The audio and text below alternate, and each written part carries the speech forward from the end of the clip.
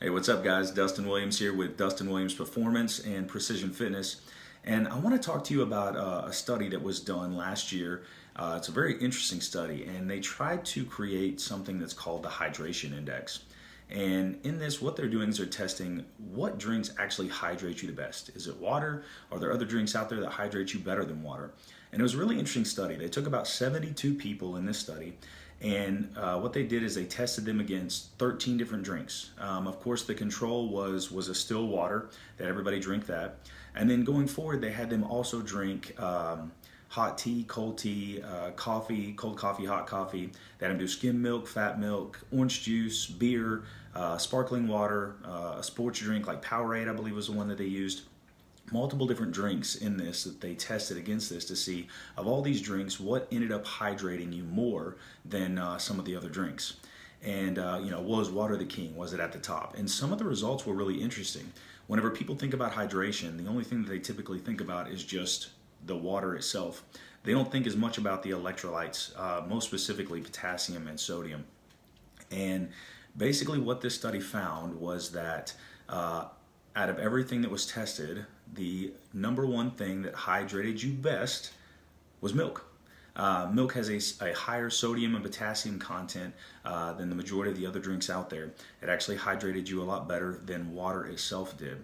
And the interesting part about this is what a lot of people tend to forget is that most of the main ingredient in most of these drinks is actually water. So it varied anywhere from 88% to 100%, I believe, in the study.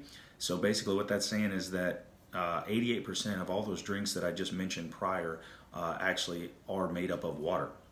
So you're actually getting water in that. And then the other thing that I hear a lot about that they also talked about in the study was, well, what about like coffee and alcohol being a diuretic? It can be, yes, 100%. But essentially what they found is that in the doses that they used for this study, that coffee itself did not have enough caffeine to be a diuretic. You actually have to consume caffeine in excess of about 300 milligrams before it starts to become a true diuretic. And an average cup of coffee, I mean, it depends on how you make it, how strong it is, but an average cup of coffee may only have 100 to 150 milligrams of caffeine, also depending upon how big the drink is. So in order for it to actually be a diuretic, you'd have to have more than 300 milligrams of caffeine in it. Same thing for the sodas. Sodas out there don't have more than 300 milligrams of caffeine on average. That's when it starts to become a diuretic. So really interesting stuff.